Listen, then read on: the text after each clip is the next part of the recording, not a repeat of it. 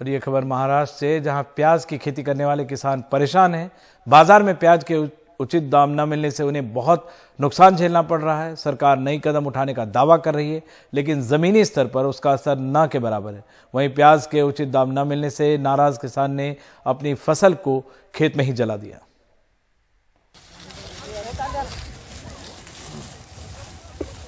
अपनी 1.5 एकड़ की फसल पर प्याज उपजाने वाले कृष्णा डोंगरे को जब पता चला कि उनको अपनी फसल के दाम केवल 25,000 रुपए मिलेंगे, तो उन्होंने अपनी फसल खेत में ही जला दी, क्योंकि इससे ज्यादा पैसे उन्हें प्याज मंडी में ले जाने में लगते। उन्होंने अपने खेत में करीब 1.5 लाख रुपए खर्च किए थे, लेकिन लागत भी नहीं निकल पा रही थी। अभी महाराष्ट्र में जगह जगह पे आपने देखा तो प्याज के रेट अगर देखे 200, 300, 400 रुपए बन रहे। इसको प्याज उगाने के लिए 1.25 लाख रुपए तक खर्चा आया था और मार्केट में लेके जाने के लिए 30,000 रुपए खर्चा आने वाला है। अगर ये रेट से प्याज चला गया तो जेब से पैसे जाने वाले। इस आधार से केंद्र और राज्य की कुछ उनके दिमाग में कुछ आए कि किसान के पीछे खड़ा रह सके, इसके कारण मेरे को प्याज जलाना पड़ा। कृष्णा डोंगरे के ठीक बगल वाले खेत में 60 साल के भास्कर अहिर ने 2 एकड़ खेत में प्याज की खेती की है। फसल तैयार होने में अभी करीब 2.5 महीने बचे हैं, लेकिन अपने पड़ोसी के हालात देख वे चिंतित हैं। काय करणे, शेवट तो पर्याय सोडूनच देणे असं, बाकी काय। अगर ऐसा ही चलता रहेगा तो खेती करना छोड़ना पड़ेगा। आज 300 रुपए की मजदूरी है। इस दाम में केवल मजदूरी का पैसा ही निकलेगा। खुद के लिए दिन रात मेहनत करने के बाद भी हमें कुछ नहीं मिलेगा। स्वतःला काही एक राहणार नाही, रात्र दिवस राबूनही काही मिळत नाही। एशिया के सबसे बड़ी प्याज की मंडी लासल गांव में चल रही नीलामी में भाऊ साहेब घोड़े जैसे कई किसान पहुंचे हुए हैं। अपने 6 क्विंटल प्याज के लिए भाऊ साहेब घोड़े को प्रति क्विंटल 1,000 रुपए मिलने की उम्मीद थी, लेकिन उन्हें केवल 355 रुपए मिले। भाऊ साहेब जैसे कई किसान हैं जिन्होंने नुकसान में प्याज को बेचा है। 2 लाख रुपए कर्ज है माझ्यावर आणि ये कांद्याचे झाले। मुझ पर 2 लाख का कर्ज है। इस प्याज के उपज के लिए मुझे 75,000 खर्च करना पड़ा, लेकिन खर्च भी नहीं निकल पा रहा है। कर्ज कैसे भरूं? सरकार से क्या कहें? आज तक सरकार ने क्या किया है? सरकारने आतापर्यंत कधी काय केलं तर आता करायचे। को फायदा हुआ, नुकसान हुआ, क्या हुआ? अभी नुकसान है। नुकसान है। कितना, कम से कम कितना होना चाहिए था? अभी 1200 तो 1400 रुपए। 1200 से 1400 होने, 712 रुपए के, यानी 7 रुपए के अनुसार इन्होंने 1 किलो प्याज बेचा है, और इनका कहना है कि कम से कम 12 रुपए से 15 रुपए बिकना चाहिए। कितने में बेचा? 300 रुपए में बेचा है। 300 रुपए में। हाँ। और कितने में बेचना चाह रहे थे आप?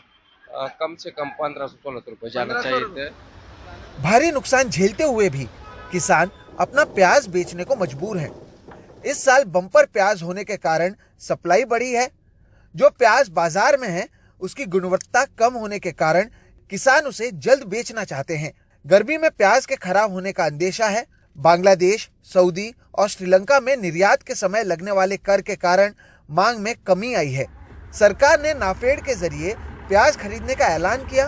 बाजार की तुलना में यहाँ पैसे भी ज्यादा मिल रहे हैं, लेकिन फिर भी यहाँ आने वाले किसानों की संख्या कम है। ज़्यादा से फार्मर को ये मालूम नहीं इधर नाफेड की खरीदी चल रही है, और ज़्यादा से ज़्यादा लोग डरते हैं कि नाफेड का पेमेंट 10 के 12 दिन से ज़्यादा आ जाता है, और मार्केट मंडी में जो पैसा मिलता है वो कैश पेमेंट मिल जाता है, इसलिए ज़्यादा से ज़्यादा फार्मर आते नहीं इधर। किसान सरकार से आर्थिक मदद की मांग कर रहे हैं, और इसी के चलते बाजार के बाहर वो प्रदर्शन करने से लेकर अपने खेत जला रहे हैं। महीनों तक अपने फसल पर मेहनत करने के बाद उसे इस तरह से जला देने से पता चलता है कि ये किसान कितने परेशान हैं। दरअसल जिस तरह से बाजार में अभी इसके दाम चल रहे हैं, इन किसानों का बर्बाद होना तय था। इस किसान ने बस बाजार जाकर किसी सेठ के हाथों बर्बाद होने से खुद अपनी फसल को जलाकर बर्बाद होना सही समझा। सवाल यह है कि किसानों की परेशानियां तो बरकरार है, लेकिन क्या कोई सुन रहा है?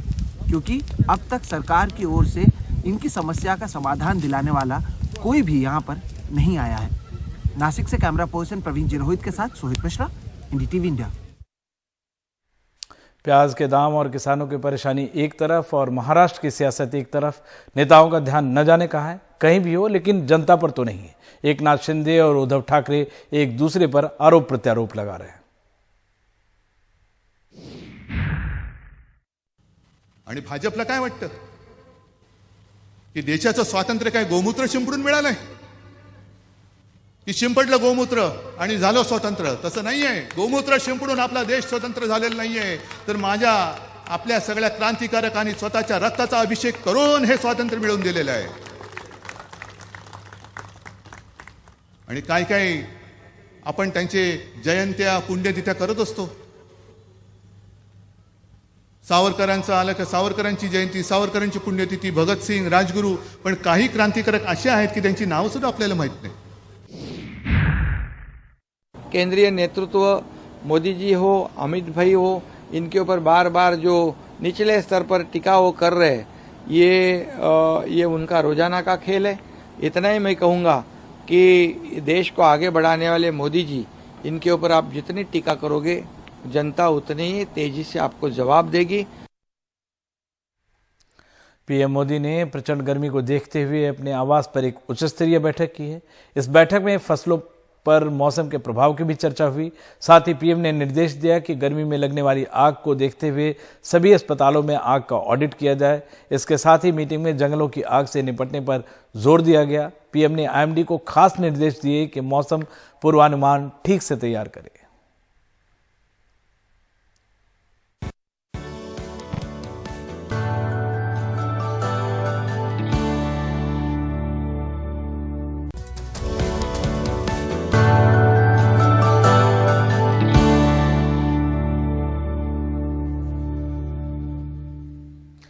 दिल्ली में आश्रम फ्लाईओवर का एक्सटेंशन सोमवार से आम लोगों के लिए खोल दिया गया. दिल्ली के मुख्यमंत्री अरविंद केजरीवाल ने आश्रम फ्लाईओवर का उद्घाटन किया.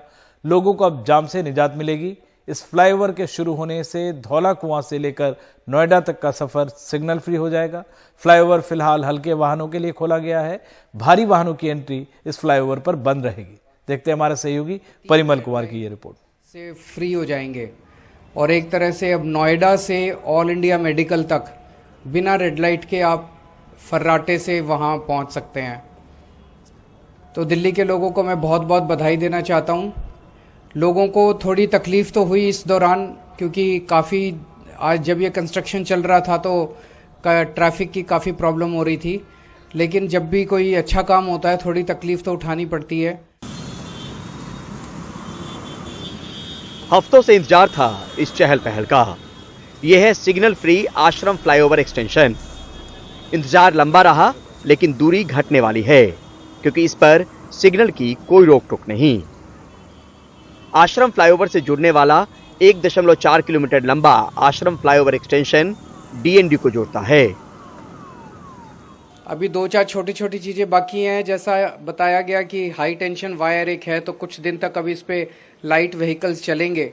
जब वो हाई टेंशन वायर हटा दी जाए, वो हो जाएगा, तो दूसरे व्हीकल्स को भी अनुमति दे दी जाएगी. दिल्ली में टोटल अभी तक 101 फ्लाईओवर और अंडरपास हैं. उसमें से लगभग 27 फ्लाईओवर और अंडरपास पिछले 7 साल में हमारी सरकार के दौरान बने हैं. तो हमारे से पहले 65 साल में 74 बने थे और हमारे टाइम में 27 बने हैं.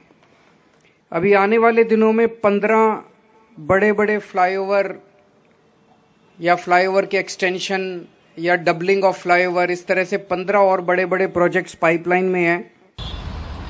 करीब 3.5 लाख गाड़ियां रोजाना महारानी बाग और आश्रम के इस रास्ते से गुजरती हैं और जनवरी से एक्सटेंशन का काम शुरू होने के बाद ये रास्ता जाम में जकड़ा हुआ कुछ यूं दिखने लगा. हालांकि जाम से आश्रम चौक का नाम पुराने वक्त से जुड़ा है. मैंने देखा ये तो खुल गया है, तो मैंने इसी पे आज तो आसान हो गई है. बिल्कुल बिल्कुल सर, बहुत आनंद आया इस रोड पे चलने में. बहुत अच्छा लगा, बहुत अच्छा लगा. मतलब इतनी खुशी हो रही है. ये एवरी डे का घंटों खराब करता था. हमें उम्मीद नहीं थी कि ये इतना जल्दी सक्सेस होगा, लेकिन बहुत अच्छा लगा.